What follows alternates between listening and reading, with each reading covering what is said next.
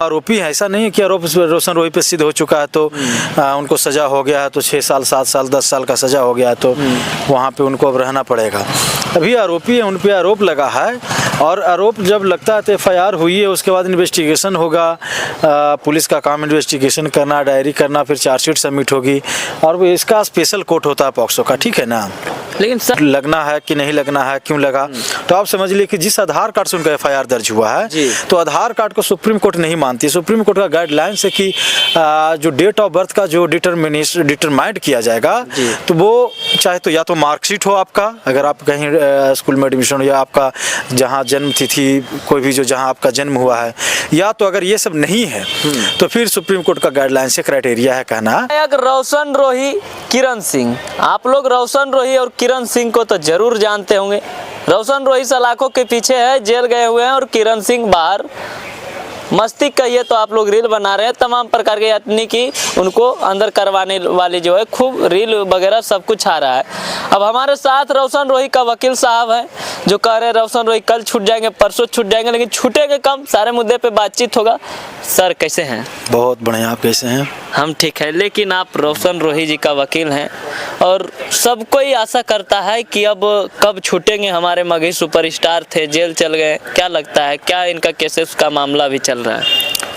देखिए सिंपल सा समझिए कि अभी तो वो अभी जेल में है और अभी ज़्यादा दिन हुआ नहीं है, ठीक है ना।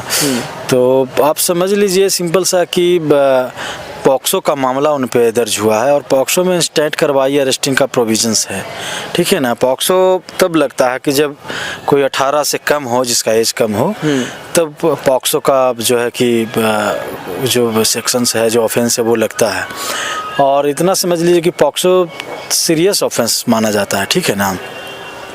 तो इतना सा सिंपल सा आप समझिए कि जेल के बाद तो बेल होता है ना, तो बेल एक प्रक्रिया है। आप सिंपल सा समझिए कि कानूनी भाषा में इसको समझिए, जो लॉ पॉइंट है कि बेल एक प्रक्रिया है और अभी वो उन पे आरोप लगा है, अभी वो आरोपी है, ऐसा नहीं है कि आरोप रोशन रोही पे सिद्ध हो चुका है तो उनको सजा हो गया है, तो 6 साल 7 साल 10 साल का सजा हो गया है तो वहाँ पे उनको अब रहना पड़ेगा।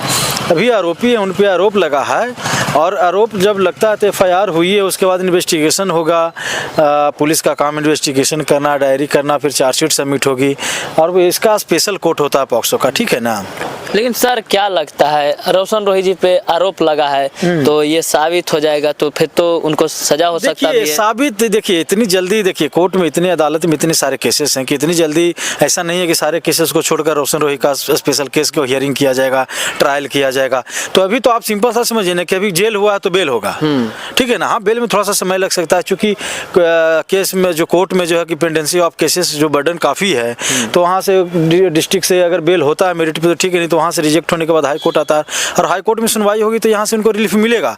अब बात रह गया कि कब छूटेंगे, तो ये 2 महीना 4 महीना 5 महीना ऐसा तो लगता ही है ना कि देखिए बहुत सारे तमाम तरह की चीज़ें केस में होता है, बहुत सारे प्रॉब्लम क्रिएट होते हैं, डिफ़िकल्टीज होती है, उसके बाद वहाँ पे चीज़ों को सुना जाता है, उसके बाद मैटर हाई कोर्ट में आएगा तो जब लिस्टिंग पे आएगा, हियरिंग पे आएगा तो वहाँ पे बेल होगा। ऐसी बात नहीं है कि बेल नहीं होगा, ठीक है ना। यानी कि 5-6 महीना टाइम लग सकता है रोशन रोही को जेल से बाहर आने में। हाँ, मान के चलिए सिंपल सा समझिए कि उतना दिन का जो समय है वो तो लग ही जाएगा, ठीक है ना। उनका गाना वाना आते रहता था, बिहार सरकार डर लो नहीं, गाना वाना जो वही आदमी जब आदमी जो गाने वाले सिंगर ही जब जेल में है तब तो गाना कैसे आएगा। आप पे बहुत लोग आशा कर रहे हैं कि वकील साहब का जो बात आता है, आप देखिए सिंपल सा समझ लीजिए कि न्यायालय और न्याय सबके लिए है, ठीक है ना। आपके लिए भी है, मेरे लिए भी उतना ही है, किरण सिंह के लिए उतना ही है और रोशन रोही के लिए भी उतना ही है। तो अभी आरोपी हैं, ऐसा नहीं कि अब अपराधी सिद्ध हो चुके हैं और अपराधी सिद्ध करना कोर्ट का काम है, न्यायालय का काम है, वो एक लॉन्ग प्रोसेस होता है, ट्रायल चलता है, ठीक है ना। लेकिन आप सिंपल सा समझिए कि आप एक बहुत बड़ा जो सवाल है कि वो पॉक्सो जो लगा है उस पर बहुत बड़ा डाउट है। क्या डाउट है? हाँ, कि वो पॉक्सो मुझे लगता है कि देखिए सबसे बड़ा आप देखिएगा किरण सिंह जी का स्टेटमेंट आप देखिए कि उनकी शादी हो चुकी है, तमाम तरह के मीडिया में इस तरह की बात आ रहा है कि उनकी शादी पहले भी हो चुकी है। सर शादी हो चुकी है तो शादी हो तो उसका हस्बैंड भी होगा, लेकिन हस्बैंड अभी तक सामने क्यों नहीं आया? ये बात 10 दिन से चल हाँ, रही है। देखिए ये बात को मैं नहीं, चूंकि मीडिया में इस तरह की बातें चल रही है तो इस बात को मैं यहाँ पे कोट कर रहा हूँ। दूसरी बात बोल रहे हैं कि पॉक्सो लगना है कि नहीं लगना है, क्यों लगा, तो आप समझ लीजिए कि जिस आधार कार्ड से उनका FIR दर्ज हुआ है जी। तो आधार कार्ड को सुप्रीम कोर्ट नहीं मानती। सुप्रीम कोर्ट का गाइडलाइन है कि जो डेट ऑफ बर्थ का जो डिटरमाइंड किया जाएगा जी। तो वो चाहे तो या तो मार्कशीट हो आपका, अगर आप कहीं स्कूल में एडमिशन हो, या आपका जहाँ जन्म तिथि कोई भी जो जहाँ आपका जन्म हुआ है, या तो अगर ये सब नहीं है तो फिर सुप्रीम कोर्ट का गाइडलाइन से क्राइटेरिया है कहना कि फिर तो